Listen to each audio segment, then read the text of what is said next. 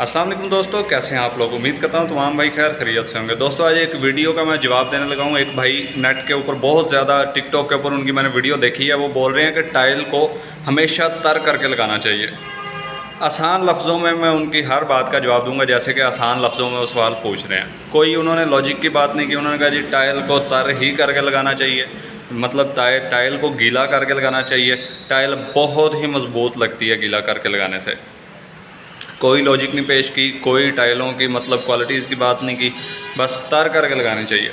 अब मैं आपको बता दूं, टाइल के अंदर दो किस्म की क्वालिटियाँ होती हैं। एक वाल सिरेमिक मटेरियल होता है जिसका बिस्किट नरम होता है और वो पानी को ऑब्जर्व करता है, और एक पोर्सलिन ग्रेनाइट टाइल होती है। जैसे कि आप मेरे पीछे देख रहे हैं, ये सब ग्रेनाइट टाइल, जितनी भी फ्लोर टाइल की वैरायटीज़ हैं, फ्लोर टाइल के अंदर ऑलमोस्ट 95% टाइल्स जितनी भी हैं वो ग्रेनाइट मटीरियल के अंदर है, जो कि पानी ऑब्जर्व नहीं करता। समझ आ गई। मतलब अगर 0.1% ऑब्जर्व करता भी है तो उससे इस चीज़ पे तकरीबन कोई इफेक्ट नहीं पड़ता कि आपने टाइल गीली की है नहीं की।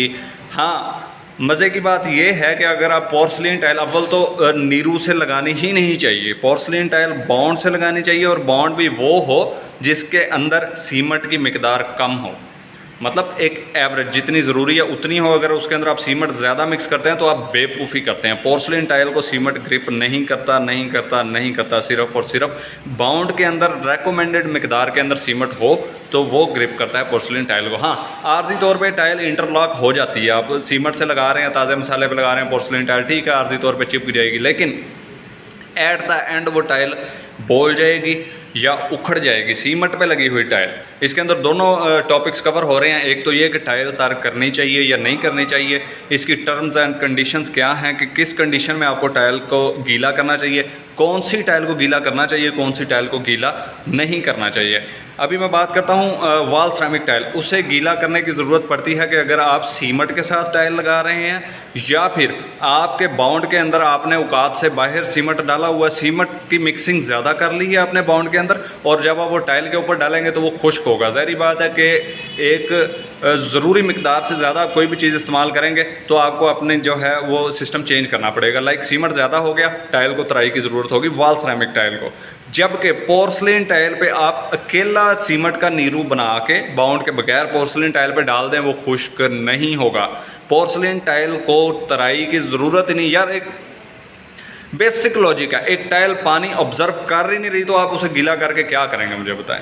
हाँ, इसका अच्छा तरीकाकार ये है कि बॉन्ड से आप टाइल इंस्टॉल कर रहे हैं। अगर आप बहुत बारीकी में और बहुत मजबूती में जाना चाहते हैं तो नीचे भी बाउंड बिछा लें और टाइल के पीछे भी बाउंड लगा लें, ठीक है। वो उस सूरत में अगर आप बारीक बाउंड बिछा रहे हैं। अगर आप नीचे थोड़ा सा मोटा बाउंड लाइक 1.5 सेंटी 2 सेंटी की डाई से बाउंड बिछा रहे हैं, तब टाइल के पीछे बाउंड लगाने की भी कोई ज़रूरत नहीं है, ये याद रखें।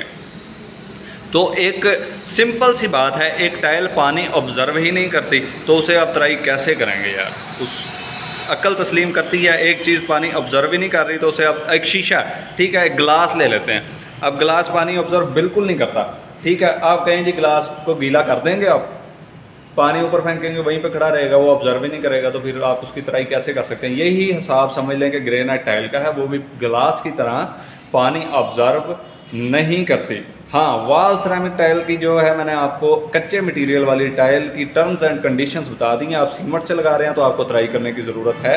आप बाउंड अच्छे बाउंड से, कंपनी के किसी अच्छे ब्रांड के बाउंड से लगा रहे हैं तो सीमेंट डालने की ज़रूरत, उसमें सीमेंट डालने की ज़रूरत भी नहीं है और टाइल को तर करने की भी ज़रूरत नहीं है।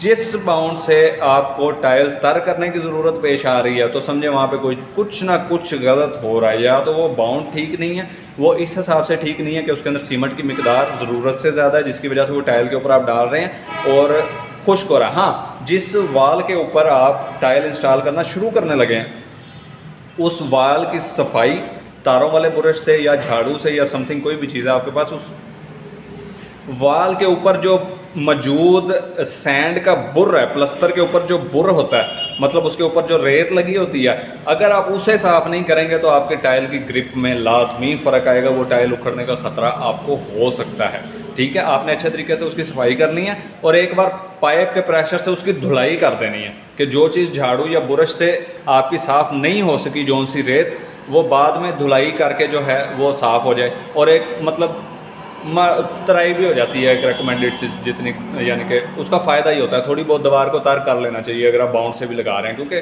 दीवार जो बहुत ज़्यादा पानी ऑब्जर्व करती है। इतना वॉल सेरेमिक टाइल भी नहीं पानी ऑब्जर्व करती, और पोर्सलिन टाइल तो पानी ऑब्जर्व करती ही नहीं है। तो इसका रिज़ल्ट ये निकला हमारी वीडियो का कि पोर्सलिन टाइल को तर करने की ज़रूरत नहीं है। वॉल सेरेमिक टाइल को भी जहाँ पे आपको तर करने की ज़रूरत पेश आ रही है तो आपका बाउंड ख़राब है, ठीक है। अगर आपका बाउंड अच्छा है तो वॉल सेरेमिक टाइल को भी तराई करने की कोई ज़रूरत नहीं। हाँ, अलबत्ता जो आपकी वॉल है जिसके ऊपर आप टाइल लगा रहे हैं, जिस वॉल के साथ आपका बाउंड चिपकना है, उससे एक बार तराई कर लें तो बहुत बेहतर हो जाएगा नॉर्मल से। वैसे तराई ना भी करें तो कोई मसला नहीं, लेकिन तराई कर लेनी चाहिए, उससे बेहतरी आती है। टाइल को तराई नहीं करना आपने।